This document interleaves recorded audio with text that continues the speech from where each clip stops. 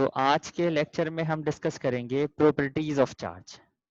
सबसे पहले हम ये डिस्कस करेंगे कि चार्ज क्या होता है।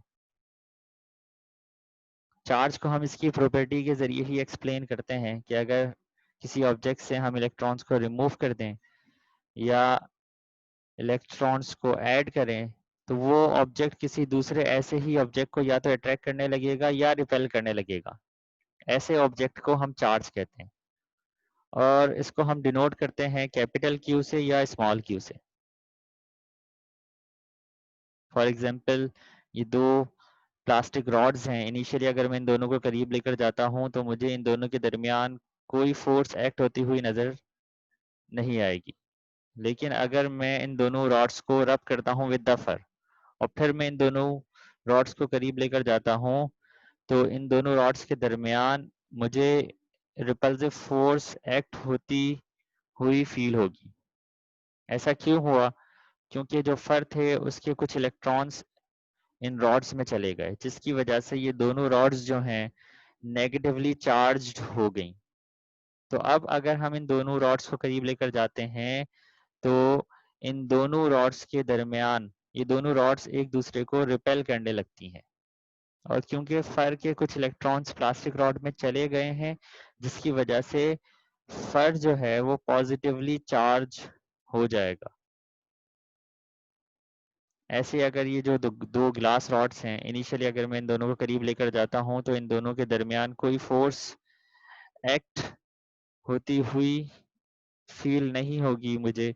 लेकिन अगर हम इन दोनों ग्लास रॉड्स को रब करते हैं विद द सिल्क, रब करने की वजह से ग्लास के कुछ इलेक्ट्रॉन्स सिल्क में ट्रांसफर हो जाएंगे, जिसके नतीजे में अब अगर मैं इन दोनों ग्लास रॉड्स को करीब लेकर जाता हूं तो अब इन दोनों के दरमियान हमें रिपल्सिव फोर्स एक्ट होती हुई फील होगी। क्यों? क्योंकि गिलास के जब कुछ इलेक्ट्रॉन सिल्क में चले गए जिसके नतीजे में ये दोनों ग्लास रॉड्स पॉजिटिव चार्ज की तरह बिहेव करने लगी हैं। तो इसी वजह से अब हम इन दोनों को करीब लेकर जाते हैं तो ये दोनों रॉड्स एक दूसरे को रिपेल करती हैं और क्योंकि इलेक्ट्रॉन्स का इजाफा हो गया है सिल्क में तो सिल्क नेगेटिवली चार्ज हो जाएगा। अब अगर हम प्लास्टिक रॉड को करीब लेकर जाते हैं चार्ज ग्लास रॉड के तो हमें ये नजर आएगा या हमें ये फील होगा कि ये दोनों रॉड्स एक दूसरे को अट्रैक्ट करने लगेंगी। या अगर हम चार्ज ग्लास रॉड को करीब लेकर जाते हैं चार्ज सिल्क के तो यहाँ भी हमें ये ऑब्जर्व होगा कि ये एक दूसरे को अट्रैक्ट करने लगेंगे। ऐसे ही या फिर अगर मैं प्लास्टिक रॉड को करीब लेकर जाता हूँ फर के तो ये भी एक दूसरे को अट्रैक्ट करने लगेंगे। तो इस एक्सपेरिमेंट से हम ये कंक्लूड कर सकते हैं कि दो किस्म के चार्जेस होते हैं।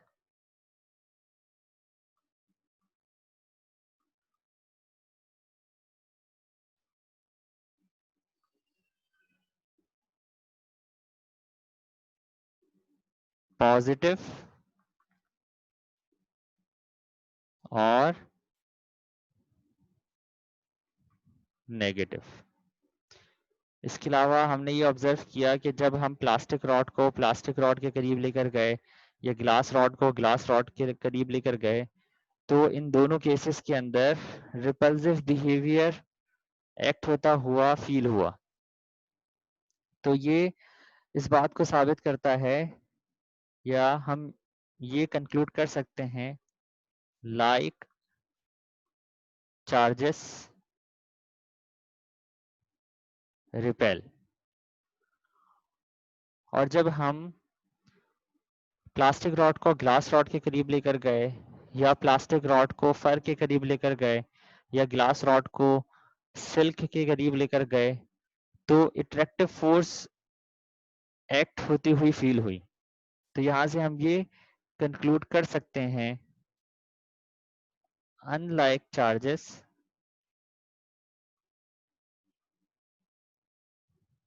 अट्रैक्ट।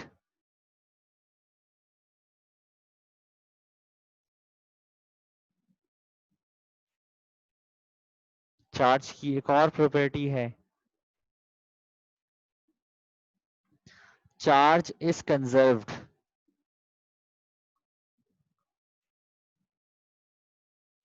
से क्या मुराद है कि जब हमने सिल्क से ग्लास रॉड को रब किया या फर से प्लास्टिक रॉड को रब किया तो चार्ज एक बॉडी से दूसरी बॉडी में ट्रांसफर हो गए। तो चार्ज को ना ही हम क्रिएट करते हैं और ना ही डिस्ट्रॉय करते हैं, बल्कि एक बॉडी से दूसरी बॉडी में ट्रांसफर करते हैं, और जो टोटल चार्ज है बिफोर और आफ्टर वो सेम रहते हैं। तो इस प्रॉपर्टी को हम कहते हैं चार्ज इज कंजर्व्ड। चार्ज की एक और प्रॉपर्टी है, चार्ज इज क्वांटाइज्ड।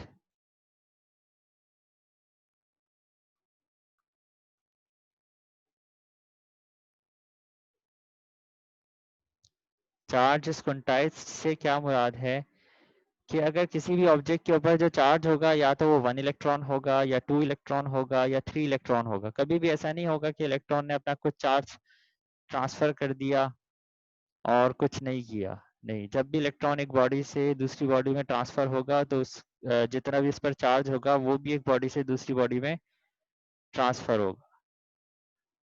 तो जो चार्ज ट्रांसफर होता है वो इलेक्ट्रॉन के जरिए होता है।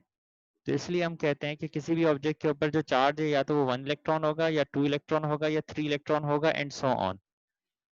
और इसी प्रॉपर्टी को हम कहते हैं कि चार्ज इज क्वांटाइज्ड। तो अगर हमें किसी भी ऑब्जेक्ट के ऊपर मालूम करना है कि उस पर कितना चार्ज है,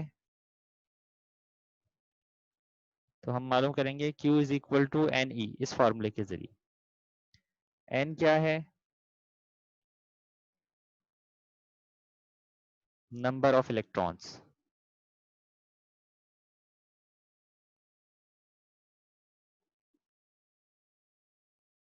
और E क्या है?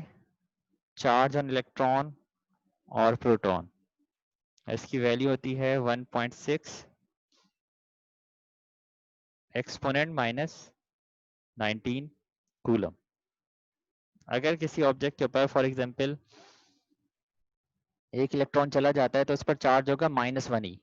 अगर 2 इलेक्ट्रॉन चले जाते हैं तो -2 E उसका चार्ज होगा उस ऑब्जेक्ट का। अगर 3 इलेक्ट्रॉन चले जाते हैं तो -3 E उस ऑब्जेक्ट का चार्ज होगा। ऐसे अगर एक ऑब्जेक्ट से इलेक्ट्रॉन निकल जाता है तो उसका चार्ज होगा +1 E, क्योंकि इलेक्ट्रॉन कम हो गया है एज कम्पेयर टू प्रोटॉन।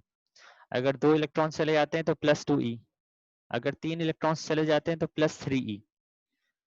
तो n की जो वैल्यूज हैं वो होती हैं +-1,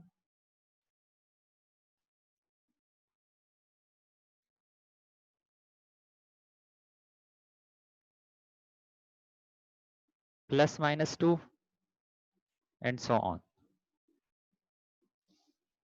तो n का मतलब क्या है कि कितने नंबर ऑफ इलेक्ट्रॉन्स ऑब्जेक्ट पर गए या कितने नंबर ऑफ इलेक्ट्रॉन्स ऑब्जेक्ट से गए।